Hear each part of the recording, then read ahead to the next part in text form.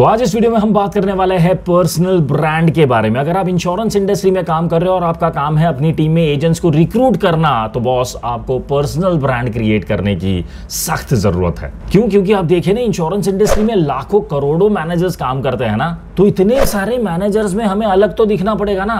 तो अलग कैसे दिखोगे? पर्सनल ब्रांड आपको इसमें हेल्प करेगा। और उसी के साथ साथ अगर हमें कम समय में ज्यादा से ज्यादा लोगों के रीच करना है ना, उसके लिए भी पर्सनल ब्रांडिंग बहुत ज्यादा काम आता है। और वही तो हमें करना है इंश्योरेंस इंडस्ट्री में। हमें स्मार्ट वर्क करना है ना, क्योंकि हार्ड वर्क करने वाले तो बहुत सारे लोग होते हैं, उनको रिजल्ट मिलता है क्या? नहीं मिलता है। इसलिए स्मार्ट वर्क अगर करोगे ज्यादा आगे जाओगे बॉस। और उसी के साथ साथ हमें लोगों का ट्रस्ट भी गेन करना है, राइट? क्योंकि अगर आप लोगों का ट्रस्ट गेन नहीं करोगे तो आप ही मुझे बताइए कि लॉन्ग टर्म में कैसे बिजनेस मिलेगा, लॉन्ग टर्म में रिक्रूटमेंट कैसे होगा? बहुत डिफिकल्ट हो जाएगा बॉस अगर ट्रस्ट नहीं है लोगों का तो आप पे। तो आज इस वीडियो में मैं आपके साथ एक नहीं, दो नहीं, तीन नहीं, लेकिन 4 ऐसी टिप्स शेयर करने वाला हूं जिसकी मदद से आप काफी आसानी से अपना पर्सनल ब्रांड क्रिएट कर पाओगे। और लास्ट में मैं आपको एक 5वां बोनस टिप भी देने वाला हूं। जी हां, और ये बोनस टिप है ना, बहुत ही ज्यादा प्रोडक्टिव है। इस बोनस टिप को जरूर सुनना, इसके लिए आपको पूरा एंड तक वीडियो देखना है। और मुझे लास्ट में कमेंट्स में लिख के भी बताना वीडियो देखने के बाद कि ये 4 टिप प्लस बोनस 5वां टिप जो है वो आपको कैसा लगा। ठीक है, तो चलिए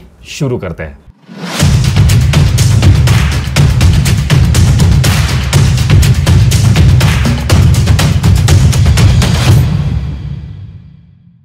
हाय, मेरा नाम है रवि और अगर आप पहली बार आए हो इस चैनल पे तो आपको बता दूं कि agentsrecruitment.com का ये जो YouTube चैनल है ना, इस पे हम ऐसी ही कई सारी यूनिक और प्रोडक्टिव तरीकों के बारे में बात करते हैं जिससे आप आपके टीम में बल्क में एजेंट्स को रिक्रूट करना सीख जाओ। तो अगर आपने अभी तक इस चैनल को सब्सक्राइब नहीं किया है तो भाई प्लीज सब्सक्राइब करो, क्योंकि एजेंट्स को रिक्रूट करने के ऐसे ही कई सारे यूनिक और अमेजिंग तरीकों के बारे में हम बात करते हैं इस चैनल पे। तो हम बात कर रहे थे आज पर्सनल ब्रांड को कैसे क्रिएट किया जाता है और उसके बारे में 4 टिप्स शेयर करने वाला हूं। अमेजिंग टिप्स, बहुत इजी है सीखने के लिए। और उसके बाद लास्ट में 5वां बोनस टिप भी देने वाला हूं, राइट? तो चलिए शुरू करते हैं हमारे पहले टिप से। हमारा टिप नंबर 1 है सोशल मीडिया प्रेजेंस। जी हां, बहुत ऑब्वियस है, हमें हमारा सोशल मीडिया प्रेजेंस जो है ना उसको इंप्रूव करना चाहिए। ये बात तो सभी को पता है, लेकिन बहुत कम लोगों को पता है कि इसका मतलब क्या होता है। क्योंकि जब आप सोशल मीडिया एक्सपर्ट्स के पास जाते हो ना इसके जवाब को ढूंढने के लिए, तो वो क्या बताते हैं पता है? ज्यादा पोस्ट अपलोड करने चाहिए आपको, ज्यादा लोगों तक पहुंचने चाहिए, ज्यादा लाइक्स आपको बटोरने चाहिए, ज्यादा शेयर बटोरने चाहिए, ज्यादा कमेंट्स बटोरने चाहिए, ज्यादा फॉलोअर्स बटोरने चाहिए। ये सोशल मीडिया प्रेजेंस नहीं होता है भाई। सोशल मीडिया प्रेजेंस इंप्रूव करने का मतलब होता है अपना इन्फ्लुएंस बढ़ाना लोगों पे। आप एटलीस्ट सबसे पहले दिखने तो चाहिए कि आप हो सोशल मीडिया पे। कई लोग सोशल मीडिया पे पोस्ट तो अपलोड करते हैं, लेकिन उनको ढूंढने की कोशिश करेंगे ना कोई, तो वो कहीं पे भी अवेलेबल नहीं होते। उनको ढूंढेंगे कैसे भाई? आपका वजूद तो होना चाहिए ना। तो वो कैसे आता है पता है? सबसे पहले आपको गूगल मैप पे रजिस्टर करना चाहिए अपना ऑफिस का, या अगर आप घर से काम कर रहे हो तो घर का एड्रेस, वो एड्रेस जहां पे आप चाहते हो कि लोग आके आपको मिले। गूगल मैप पे अपने आप को कैसे रजिस्टर करते हैं, या अपना ऑफिस का लोकेशन अगर अपने को सेट करना है ना, तो वो कैसे सेट कर सकते हैं इसके बारे में अगर आपको नहीं आता है, मान लीजिए, तो बहुत सिंपल है। क्या करना है पता है? YouTube पे जाइए, YouTube पे लिखिए कि how to set the location on Google map. बस इतना लिखिए, आपको हजारों ऐसे वीडियोस मिल जाएंगे जो आपको सिखाएंगे कि ये काम कैसे होता है। बिलीव मी, बहुत सिंपल है। जस्ट यहां वहां 2-3 क्लिक करने होते हैं, थोड़ा सा टाइप करना होता है, अपना एड्रेस वगैरह वगैरह जो भी डिटेल्स है वो अपना काम हो गया। अब उसके बाद जब आप गूगल मैप पे आ जाओगे ना, कोई भी सर्च करेगा कि इंश्योरेंस एजेंट्स इन आपकी सिटी का नाम लिख के, for example insurance agents in Mumbai, insurance agents in Pune, insurance agents इन दिल्ली, अहमदाबाद, अगर ये लिख के वो टाइप करता है ना, तो आपका नाम लिस्ट में आता है भाई। ये बहुत ज्यादा जरूरी है, इजंट इट? या फिर मान लो ये भी सर्च करता है ना, insurance companies in my city, अगर ये भी टाइप करता है ना, तो आपका नाम आना चाहिए अगर आप मैनेजर हो तो, है ना? तो ये अगर आप नहीं करोगे ना बॉस, गूगल मैप पे अगर आपका प्रेजेंस नहीं है तो बहुत ज्यादा डिफिकल्ट हो जाता है आज के जमाने में लोगों तक पहुंचना, राइट? उसके बाद दूसरी चीज आपको करनी चाहिए कि आपकी खुद की एक वेबसाइट होनी चाहिए। जी हां, अगर आप इंश्योरेंस इंडस्ट्री में बिजनेस कर रहे हो, क्योंकि आजकल ऐसा एक वर्टिकल कई कंपनीज में शुरू हो गया है जिसको बोलते हैं वेरिएबल वर्टिकल, जहां पे लोग एज अ बिजनेसमैन ज्वाइन करते हैं और अपनी टीम में लीडर्स और एजेंट्स रिक्रूट करते हैं ना। तो अगर आप ऐसी प्रोफाइल में हो, आप एज अ बिजनेसमैन ज्वाइन किया है आपने इंश्योरेंस इंडस्ट्री को, तो आपका वेबसाइट होना जरूरी है। लेकिन मान लीजिए अगर आप मैनेजर हो, आप इंश्योरेंस कंपनी के पेरोल पे काम कर रहे हो, तो फिर एटलीस्ट आपके पास अपना एक ब्लॉग होना जरूरी है। ब्लॉग क्या होता है? ब्लॉग वेबसाइट जैसा ही होता है, लेकिन वेबसाइट बनाने के लिए थोड़ा बहुत खर्चा होता है। ब्लॉग फ्री में भी बन सकता है। वो ऐसे मैनेजर्स के लिए बहुत अच्छा साबित होता है जिनको थोड़ा बहुत डर लग रहा है कि यार मैं आज इस कंपनी में काम कर रहा हूं, शायद हो सकता है मैं कल किसी और कंपनी में काम करूं, तो इतना ज्यादा पैसा मैं अपने एक वेबसाइट को क्रिएट करने के लिए क्यों इन्वेस्ट करूं। अगर ये आपको लगता है ना, फ्री में ब्लॉग भी क्रिएट कर सकते हो। वेबसाइट में जितने फीचर्स मिलते हैं उतने ब्लॉग में नहीं मिलते, लेकिन आपका काम हो जाएगा। अपना पर्पस क्या है? अपना पर्पस ये है कि अपना इंटरनेट के ऊपर एक दुकान ओपन हो जाना चाहिए, एटलीस्ट ऐसी जगह जहां पे आप अपने विचार रख सकते हो, अपने कॉन्टैक्ट डिटेल्स रख सकते हो, right? And that is what is very important. Social media पे या इंटरनेट के ऊपर आपका एक दुकान, आपका एक ऑफिस होना जरूरी है, और वही पर्पस सॉल्व करता है एक वेबसाइट या फिर एक ब्लॉग। और उसके बाद सोशल मीडिया वेबसाइट जो है ना, यानी फेसबुक है, लिंक्डइन है, यूट्यूब है, इंस्टाग्राम है, इन सारे प्लेटफॉर्म्स पे भी आपको रेगुलरली कुछ ना कुछ डालना चाहिए, और ऐसा कंटेंट आपको अपलोड करना चाहिए जो लोगों को इंटरेस्टिंग लगे। ये नहीं कि आपके ऑफिस में से कोई भी नए प्रोडक्ट का ब्रोशर मिल गया, उसी को स्कैन कर लिया, उसको फोटो निकाल लिया उसका, और वही फोटो आप अपलोड कर रहे हो। अगर ये चीज करते जाओगे ना बॉस, तो कोई अट्रैक्ट नहीं होने वाला है और कोई आपके पोस्ट को भी नहीं देखेगा, राइट? इसलिए पर्सनल ब्रांडिंग के बारे में जब भी आप सोचते हो ना, तो सोशल मीडिया प्रेजेंस आपका काफी अच्छा होना चाहिए। तो ये था हमारा tip number 1, that is social media presence. और हमारा टिप नंबर 2 है बिजनेस एथिक्स। जी हाँ, बहुत ज्यादा इंपॉर्टेंट है, लेकिन अनफॉर्चुनेटली बहुत कम लोग इसके बारे में सोचते हैं। अब जिस बिजनेस में हो, यानी इंश्योरेंस बिजनेस में जो आप अभी काम कर रहे हो, उसके बिजनेस एथिक्स क्या है? और मैं स्पेशली बिजनेस एथिक्स मतलब कितना अच्छा काम करना चाहिए, अच्छी पॉलिसीज को लॉग इन करना चाहिए, साफ सुथरा बिजनेस करना चाहिए, इसके बारे में बात नहीं कर रहा हूँ। वो तो होना ही चाहिए यार, लेकिन मैं इसके बारे में बात कर रहा हूँ कि जब आप लोगों को अप्रोच करते हो तो आपके इंटेंशन क्या है। ये भी बिजनेस एथिक में आता है बाय द वे, क्योंकि आजकल हर मैनेजर जब क्लाइंट को अप्रोच करता है या पोटेंशियल एजेंट को अप्रोच करता है ना, तो उसका इंटेंशन क्या होता है कि भाई आज इस बकरे को काटना है ना, आज कुछ भी करके इसके पास से मुझे पॉलिसी उठानी है, आज कुछ भी करके इस बंदे को मुझे रिक्रूट करना है। क्यों करना है? तो इंटेंशन ये है कि भाई मेरा टारगेट है और इसी वजह से मुझे इन लोगों को रिक्रूट करना है या फिर इसका बिजनेस चाहिए। बस भाई ये इंटेंशन लेके अगर इंश्योरेंस इंडस्ट्री में काम करोगे ना, तो सक्सेस मिलने नहीं वाला है,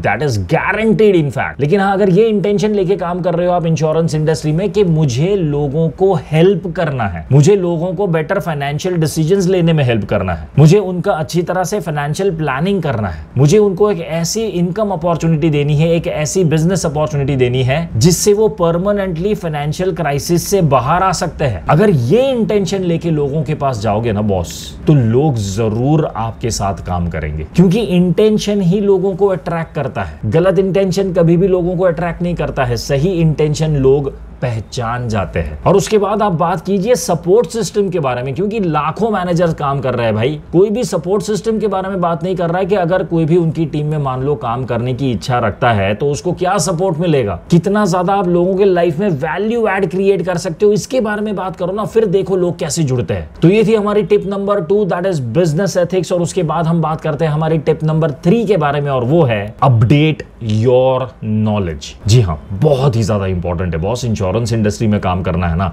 और आपने अपना नॉलेज को नहीं बढ़ाया, तो कहीं ना कहीं आप इंश्योरेंस इंडस्ट्री की जो कॉम्पिटिटिव लाइफ है ना, उसमें बहुत पीछे रह जाओगे यार। क्योंकि देखिए ना, मैनेजर जब क्लाइंट के सामने बैठता है तो क्या करता है, वही घिसी पिटी प्रोडक्ट के बारे में बात करता है, वही जो नीड एनालिसिस प्रोसेस जो सबको सिखाया गया है उसी के बारे में बात करता है, और एक ही पैटर्न से अपने बिजनेस कॉल को करता है या फिर रिक्रूटमेंट कॉल को करता है, और उसके ऑफिस में से, उसके घर से बाहर निकल जाता है, और फिर ऑफिस में जाके सोचता है कि हाँ यार आज तो बहुत अच्छा कॉल हुआ, आई एम श्योर ये अगले कॉल में ना रिक्रूट हो जाएगा, या फिर अगले कॉल में इसके पास से मैं चेक उठा लूंगा। लेकिन वो अगला कॉल होता ही नहीं है, राइट? यही हो रहा है, अगला कॉल का कोई अपॉइंटमेंट मिलता ही नहीं। हाँ मैं सोच के बताऊंगा, हाँ थैंक यू सो मच, नहीं अभी टाइम नहीं है वगैरह करके वो टालता जाता है, राइट? यही हो रहा है सभी के साथ। इसका प्रॉब्लम यह है कि आप लोगों को है ना अपना नॉलेज नहीं दिखा रहे हो, या फिर अपने नॉलेज पे आप काम ही नहीं कर रहे हो, अपने नॉलेज को बढ़ा ही नहीं रहे हो। देखिए क्लाइंट के पास या फिर पोटेंशियल एजेंट के पास जब भी आप जाते हो ना, तो सीधा बिजनेस की बात कभी नहीं करनी है। सबसे पहले आप अगर करंट अफेयर्स से उसके साथ बात करते हो ना, करंट अफेयर्स के बारे में अगर उसके साथ बात करना शुरू करते हो, that is an amazing amazing start. बात कीजिए ना आज की इंडिया की फाइनेंशियल सिचुएशन क्या है, वर्ल्ड की फाइनेंशियल सिचुएशन क्या है, उसके बारे में उसको नॉलेज दीजिए। आपको क्या लगता है अगले 5 साल में, अगले 10 साल में इन्फ्लेशन जो है उसकी सिचुएशन क्या रहेगी, कितनी महंगाई बढ़ने वाली है, उसके बारे में बात शुरू कीजिए यार। ऑनेस्टली बताऊं, ये डिस्कशन आपके कॉल को इतना ज्यादा सपोर्ट करेगा, इतना ज्यादा हेल्प करेगा ना कि आधे से ज्यादा आपकी फाइनेंशियल प्लानिंग जो है ना वो तो ऐसे नॉर्मल डिस्कशन में ही हो जाएगी। उसके बाद आपको इसका भी नॉलेज रखना चाहिए कि कौन सी अलग अलग एजुकेशनल स्ट्रीम्स हैं आजकल इंडिया में, ज्यादातर कौन सी एजुकेशनल स्ट्रीम को स्टूडेंट्स प्रिफर कर रहे हैं, अब्रॉड जो स्टूडेंट्स जा रहे हैं कौन से कोर्स को ज्यादा प्रिफर कर रहे हैं, किस कोर्स की डिमांड है, किस कोर्स में ज्यादा अच्छी नौकरियां मिल रही है, और इन कोर्सेज की आज फीस क्या है। जी हाँ, उनकी फीस को जानना भी बहुत ज्यादा इंपॉर्टेंट है, क्योंकि लोगों को जब आप नीड एनालिसिस प्रोसेस करोगे ना और वो बंदा बोलेगा कि मेरे बेटे को मुझे यूएस भेजना है इंजीनियरिंग करने के लिए, तो आपको फिर पता होना चाहिए कि भाई कौन से स्टेट में भेज रहे हो आप, कौन से प्रोविंस में भेज रहे हो यूएस में, उस प्रोविंस में या फिर उस स्टेट में अभी कितना खर्चा होता है। उससे अच्छा तो अगर आप इस स्टेट में भेजोगे ना भाई, तो आपका खर्चा थोड़ा सा कम होगा, डिग्री की वैल्यू सेम रहेगी। जब ये वैल्यू एडिशन अब आप क्लाइंट को दे पाओगे ना, क्लाइंट है ना किसी और के पास जाएगा ही नहीं बॉस, क्योंकि आज की डेट में ना इंफॉर्मेशन की ही पावर है बॉस।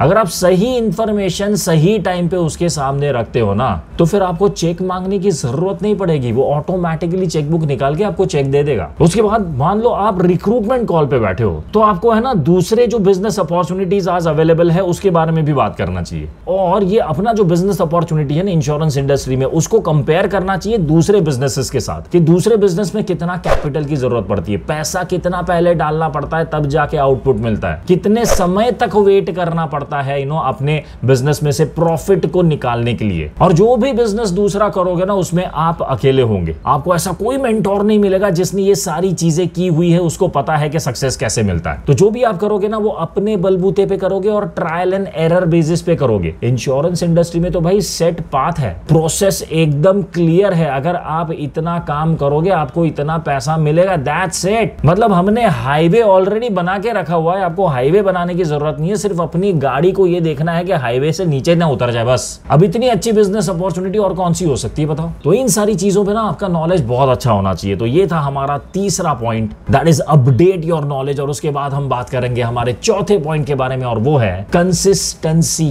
जी हाँ, इंश्योरेंस इंडस्ट्री में ऐसे बहुत सारे मैनेजर्स हैं जो 1 महीना 2 महीना बहुत अच्छा काम करते हैं अपने पर्सनल ब्रांड को बिल्ड करने के लिए, लेकिन उसके बाद क्या होता है पता है, जैसे ही बिजनेस प्रेशर थोड़ा सा बढ़ जाता है ना, ये सारा काम बंद हो जाता है और उसके बाद सिर्फ अपने बिजनेस के पीछे भागना शुरू कर देते हैं। लेकिन आपको पता है ब्रांडिंग का जो काम है ना वो कभी भी रुकना नहीं चाहिए, वो पूरे साल चलते ही रहना चाहिए, क्योंकि जितना आप अपना ब्रांडिंग करोगे ना और पर्सनल ब्रांड जितना क्रिएट करोगे, उतना ज्यादा लोग आपकी तरफ अट्रैक्ट होंगे, उतना ज्यादा आपकी मेहनत कम हो जाएगी बिजनेस को बटोरने में या फिर रिक्रूटमेंट करने में। इसलिए अपने पर्सनल ब्रांड या मार्केटिंग के लिए आप जो भी काम कर रहे हो ना उसमें कभी भी ब्रेक मत लगाइए। यानी फॉर एग्जांपल मैं आपको बताता हूँ, लोग यूट्यूब चैनल शुरू करते हैं, अपना काफी अच्छे वीडियोस को क्रिएट करते हैं अपने यूट्यूब चैनल पे, फेसबुक पे अपलोड करते हैं, और ये चाहते हैं कि मैं ज्यादा से ज्यादा लोगों तक पहुंचूं और अच्छी उनको टिप्स दूं, अच्छी सलाह दूं, और ये वीडियोस के माध्यम से मैं लोगों को अट्रैक्ट करूं अपने पास, रिक्रूटमेंट भी होगा, मेरा बिजनेस भी होगा। काफी अच्छी आइडिया है, बेस्ट आइडिया इनफैक्ट मेरे हिसाब से। लेकिन होता क्या पता है, 1 या 2 महीना वीडियो बनाते हैं फिर गायब हो जाते हैं। अब लोगों को क्या होता है पता है, लोगों को है ना कंसिस्टेंसी चाहिए। अगर आप 1 या 2 महीने उनके सामने आके फिर गायब हो जाओगे ना, तो जो इन्फ्लुएंस क्रिएट करना चाहते हो ना वो इन्फ्लुएंस क्रिएट नहीं हो पाएगा, राइट। तो अपना जो भी काम ब्रांडिंग का आज आप कर रहे हो ना उसको एक शेड्यूल में डाल दो कि हर महीने में इतना तो करूंगा ही, या फिर हर वीक में एक बार मैं इस दिन को ब्रांडिंग के लिए दूंगा सिर्फ। अगर ऐसा शेड्यूल बनाते हो ना तो बिलीव मी लॉन्ग टर्म में आपको बहुत ज्यादा काम आएगा। तो ये थी हमारी चौथी टिप, दैट इज कंसिस्टेंसी। और अब हम बात करते हैं हमारी 5वीं बोनस टिप के बारे में, और वो है क्रिएट योर कम्युनिटी। जी हाँ, इंश्योरेंस इंडस्ट्री में आजकल लोग क्या कर रहे हैं पता है, अपना डेटाबेस को क्रिएट करने में दौड़ रहे हैं। मतलब मैं कहां से कितना ज्यादा डेटाबेस एक्वायर करूं, कितने ज्यादा नाम और नंबर होने चाहिए मेरे पास, बस उसी के बारे में सोच रहे हैं। लेकिन आज पता है आपको नाम और नंबर की जरूरत नहीं है, आपको अपनी एक कम्युनिटी क्रिएट करने की जरूरत है। यानी आपके पास ऐसे कई सारे लोगों के नाम और नंबर, या फिर आपके साथ ऐसे कई सारे लोग कनेक्टेड होने चाहिए, whether personally whether on social media,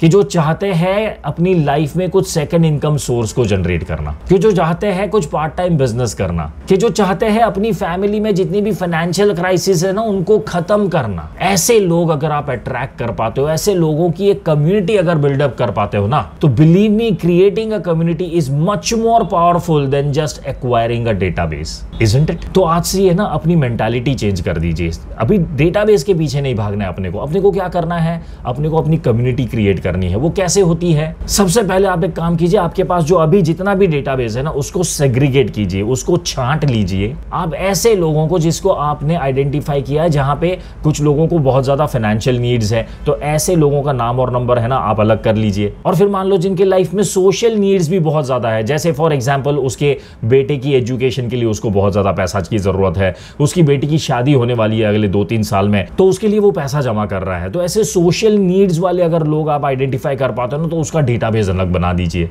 या फिर ऐसे लोग जो आपको पता है जो बहुत ज्यादा मोटिवेटेड है, ड्रीम्स एंड डिजायर्स बहुत ज्यादा है उनकी लाइफ में, लेकिन सबसे बड़ा प्रॉब्लम यही है कि पैसा नहीं है बॉस इतना, अदरवाइज मैं तो ये कर लूंगा वो कर लूंगा। ऐसे जो लोग होते हैं ना उनका एक डेटाबेस अलग बनाइए और इन लोगों को उनके हिसाब से कंटेंट फॉरवर्ड करते जाइए। कंटेंट फॉरवर्ड करना मतलब जरूरी नहीं है हमेशा आप इंश्योरेंस के बारे में ही उनको बताते जाओ। मान लो ड्रीम्स एंड डिजायर्स वाले जो लोग हैं ना, उनको कई बार ऐसे भी अपने को इंफॉर्मेशन फॉरवर्ड करनी चाहिए कि आपको पता है आज दुनिया में बेस्ट हॉलीडे डेस्टिनेशन कौन सा है, क्या आपको पता है आज दुनिया में सबसे बेस्ट लोकेशन फैमिली के साथ घूमने के लिए कौन सा है, क्या आपको पता है इंडिया में सबसे बेस्ट टूरिस्ट प्लेस कौन सी है जहां पर बहुत कम लोगों ने एक्सप्लोर किया हुआ है। तो ऐसी इंफॉर्मेशन अगर आप उनको फॉरवर्ड करते हो ना, वो आपके साथ बहुत अच्छे से कनेक्टेड रहेंगे। और उसके साथ साथ इन जगहों पे जाने के लिए कितना खर्चा होता है ये भी बताते जाइए उनको, सो दैट वो रियलिस्टिकली भी सोच पाएंगे। क्योंकि कई लोग क्या होता है फिर ख्वाबों में चले जाते हैं, है ना, कि हाँ मैं अपनी फैमिली को एक दिन यहाँ पे ले जाऊं तो कितना अच्छा। भाई अच्छा तो है, लेकिन उसके लिए कितना खर्चा होता है ये भी तो जान। तो ये चीज जब आप ऐसी इंफॉर्मेशन फॉरवर्ड करोगे ना, बॉस बहुत अच्छे से कनेक्ट होंगे लोग। तो अपने डेटाबेस को आपने पहले तो सेग्रीगेट कर लिया आप उनकी नीड्स के हिसाब से, उनकी डिजायर्स के हिसाब से, और फिर उनसे रिलेटेड आप उनको कंटेंट भेज रहे हो, राइट? इसी को बोलते हैं कि आपको पता होना चाहिए कि कौन से लोगों के साथ क्या बात करनी चाहिए, कब बात करनी चाहिए और कैसे बात करनी चाहिए। What to talk, when to talk and how to talk with people, यही सिखाते हैं मार्केटिंग में बाय द वे, है ना, राइट? बिलीव मी ये चीजें ना बहुत ज्यादा सिंपल होती है अगर आप इनको हिंदी में अच्छे से समझोगे। कई लोग इंग्लिश में बताते हैं, बहुत बड़े बड़े फंडे मारते हैं ना, समझ में नहीं आता, ऊपर से चला जाता है, लगता है हाँ ये बहुत सही चीज होगी यार, लेकिन एकदम नॉर्मल चीज होती है ना, एकदम व्यवहारू जिसको बोलते हैं ना, मतलब अपने सोशल लाइफ में जो भी चीजें चलती रहती है ना वैसी ये सारी चीजें होती है, लेकिन इसको हवा बनाया जाता है। तो ऐसी छोटी छोटी चीजों पे ध्यान रखिए। ये जो 5 टिप्स आज मैंने आपके साथ शेयर किए हैं उनको इंप्लीमेंट करने का ट्राई कीजिए अपनी लाइफ में, फिर देखिए कितना पॉजिटिव रिजल्ट मिलता है। तो अगर ये वीडियो आपको अच्छा लगा है तो इस वीडियो को लाइक और शेयर जरूर कर देना, क्योंकि शेयर करने से ना आप ऐसे भी कई सारे लोगों तक इस वीडियो को पहुंचाओगे जिनको सच में पता नहीं है कि पर्सनल ब्रांडिंग क्या होता है और इंश्योरेंस इंडस्ट्री में स्पेशली इसकी कितनी ज्यादा इंपॉर्टेंस है, क्यों हमें क्रिएट करना चाहिए, राइट? और अगर आप ये सोच रहे हो कि सर रिक्रूटमेंट भी तो बहुत ज्यादा प्रॉब्लमेटिक है, इसके लिए कुछ बताओ ना, तो आपको मेरे प्री रिकॉर्डेड वीडियो सीरीज का एक्सेस जरूर लेना चाहिए जिसका नाम है रिक्रूटिंग एजेंट्स एडिशन 1 और रिक्रूटिंग एजेंट्स एडिशन 2। इन दोनों वीडियो ट्रेनिंग मटेरियल में ऐसे कई सारे वीडियोस हैं जहां पर मैंने काफी ज्यादा डिटेल में और स्टेप बाय स्टेप समझाया है कि अगर आपको आपके लोकल एरिया से बल्क में एजेंट्स को रिक्रूट करना है ना, तो उनको कहां से ढूंढना है, कैसे उनको ऑफिस पे बुलाना है और कैसे उनको इन्फ्लुएंस करके अपनी टीम में रिक्रूट करना है। इन दोनों वीडियो सीरीज में जितने भी वीडियोज है, ये सारे वीडियोज अगर आपको एक साथ चाहिए ना, तो हमने एक बंडल पैक भी क्रिएट किया हुआ है। इस बंडल पैक का एक्सेस लेते ही आपको रिक्रूटिंग एजेंट्स एडिशन 1 और रिक्रूटिंग एजेंट्स एडिशन 2 इन दोनों वीडियो सीरीज में जितने भी वीडियोस हैं उन सारे वीडियोस का एक साथ एक्सेस मिल जाएगा। इन वीडियो सीरीज का एक्सेस लेने का लिंक बाय द वे मैंने नीचे डिस्क्रिप्शन में दे दिया है। और अगर आपको ऐसी ही कई सारी प्रोडक्टिव स्ट्रैटेजीज के बारे में जानना है तो इन वीडियोस को जो मैंने अभी यहाँ पे लिंक करके दिया है ना, इन वीडियोस को आप जरूर देखिए, क्योंकि इन वीडियोस में भी मैंने काफी प्रोडक्टिव स्ट्रैटेजीज को शेयर किया हुआ है। और अगर आपने अभी तक इस चैनल को सब्सक्राइब नहीं किया है तो प्लीज सब्सक्राइब कीजिए, क्योंकि एजेंट्स को रिक्रूट करने के ऐसे कई सारे यूनिक और अमेजिंग तरीकों के बारे में हम बात करते हैं इस चैनल पे। तो मिलते हैं अगले वीडियो में।